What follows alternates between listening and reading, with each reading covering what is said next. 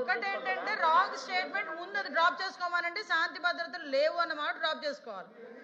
మీరు baseless statement ఇచ్చి statement చేస్తామంటే మాత్రమే ఒప్పుకోము. దాని గురించి చర్చించడానికి నేను రెడీగా ఉన్నా. శాంతి భద్రతల గురించి కానీ, క్రైమ్ గురించి కానీ, వాళ్ళ మీద ఎలిగేషన్స్ గురించి కానీ, దేని గురించి చర్చించడానికైనా as a home minister I'm ready. మీరు ఎప్పుడు పెట్టుకుంటారంటే పెట్టుకోండి, నేను రెడీగా ఉన్నా.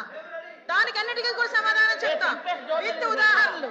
ఇంకోటి చెప్తున్నా అధ్యక్ష, ఇందాకే బొత్స సత్యనారాయణ గారు గౌరవంగా మాజీ మంత్రివర్యులు, పెద్దవాళ్ళు, సీనియర్ మోస్ట్ రాజకీయ నాయకుడు, ఆయన ఒక మాట అన్నారు, అంబటి రాంబాబు గారు వాళ్ళ తల్లి గురించి ఎవరో మాట్లాడారని. ఆధారాలు ఇవ్వమనండి, ఇమీడియట్ గా యాక్షన్ తీసుకోకపోతే అప్పుడు అడగమనండి, ఇమ్మనండి ఆధారాలు, ఇమ్మనండి ఆధారాలు, నేను ఇస్తా.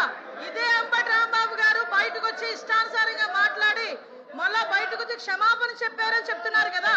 క్షమాపణ చెప్పే ఉద్దేశం అయితే వితిన్ పావు గంటలో వాళ్ళ ఇంట్లోంచి బయటకు వచ్చి మాట్లాడుతూ నా కుక్కను కూడా టచ్ చేయలేరు, ఏ పోలీసు వస్తారు రమ్మని చెప్పినప్పుడు ఆ మాటలు ఆవిడ గురించి మాట్లాడినట్టు అంటే ఇలాంటి మాట్లాడి రచ్చగొట్టేటట్టుగా మాట్లాడి నిన్న జైలు దగ్గరికి వెళ్ళి ఇట్ట పాడతాడు. ఆయన మాజీ మంత్రి అండి, ఏం మాట్లాడుతున్నారండి, ఏ సైకిల్ చేస్తున్నారండి, సమాజానికి ఎటువంటి మెసేజ్ ఇస్తున్నారండి? అలాంటి వ్యక్తి గురించి ఇలాంటి సభలో, పెద్దల సభలో ఇంత చర్చ అవసరమా అసలు?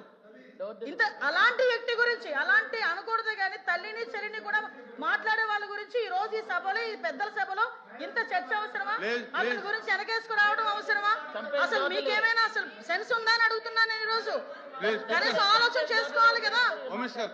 ఎలా పడితే అలా మాట్లాడడానికి, ఏది పడితే మాట్లాడడానికి ఇది దేవాలయం లాంటి కౌన్సిల్, పెద్దల సభ ఇది.